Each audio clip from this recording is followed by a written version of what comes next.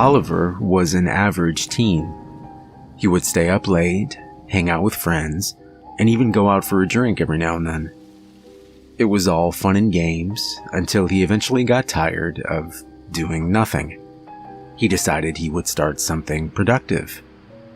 A job, he thought, would be the best choice.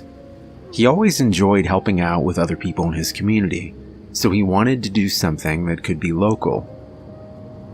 There was an elderly couple who looked to be in their 70s who needed help with raking old leaves in their lawn. When they asked him if he'd be interested, he immediately said yes. They told him he could start tomorrow at around 5 p.m. Oliver was incredibly excited about this. He was finally doing something productive. So, at around 5, he arrived. They gave him a rake and thanked him dearly for doing this. They left soon after for a birthday party. Their lawn was quite large, and because of this, there were many leaves.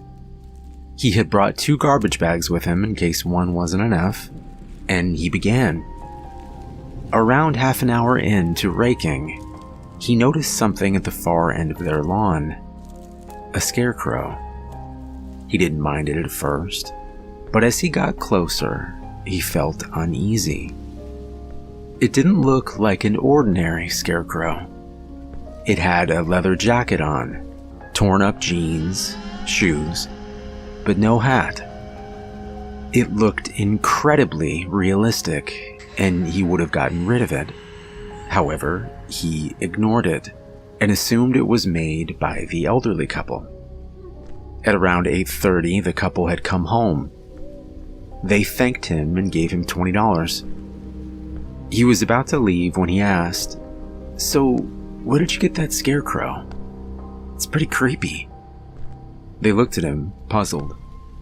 Then the man said, "We don't own a scarecrow."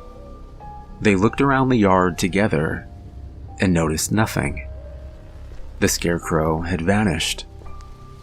This made Oliver's stomach churn, but they shook it off. They thanked him, said goodbye, and went inside. 2 days later, he was asked to work again. He went at the same time and began raking. That's when he noticed the scarecrow again. But this time, it was different. It was much closer to the house, and had formed a large grin across its face. Luckily, there weren't any leaves next to it, so Oliver didn't need to go over. At 6, he was done. They thanked him. This time, he never told them about the scarecrow. He thought they would have called him crazy. The next day, Oliver was walking home from school. While doing so, he passed by the elderly couple's house. Upon looking, his heart stopped. At least 2 cop cars were present, and 1 ambulance. There was caution tape all around, and he could see stretchers being carried out, with bodies covered by a white blanket.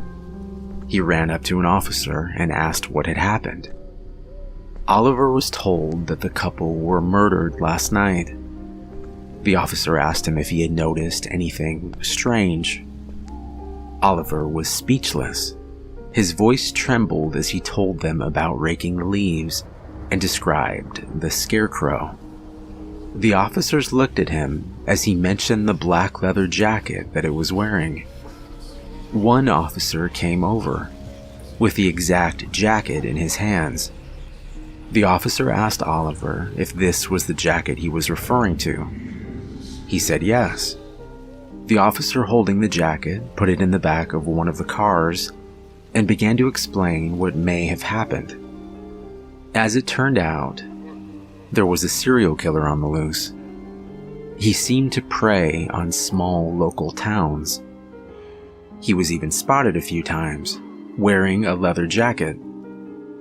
Now that he had left it, they could finally find out who it was. They thanked Oliver for explaining what he experienced, and he walked back home. When he got to his house, he found a note on his bedroom door. His parents would be gone until tomorrow, and had left some food and money for him. Oliver never left his house that day. He locked all the windows and doors, and even called a friend or two over. He didn't dare go outside. Oliver never mentioned the Scarecrow to his friends, and at 10:30 they finally left to go home. He tried to keep his mind occupied, watching movies and playing games, until around 1:30 he finally fell asleep. He was too tired to walk upstairs to his bedroom, so he slept on a couch in the living room. At 4 in the morning, he woke up to the wind coming in from the closest window. His heart pounded as he remembered locking it. Slowly, he walked over and opened the curtains. The window looked to have been broken into sometime that night. The lock on the window had been broken. Oliver froze. All he could think of was that Scarecrow and its grin. Suddenly, he heard scratching. Slowly, he turned around. At the corner of the room was the Scarecrow.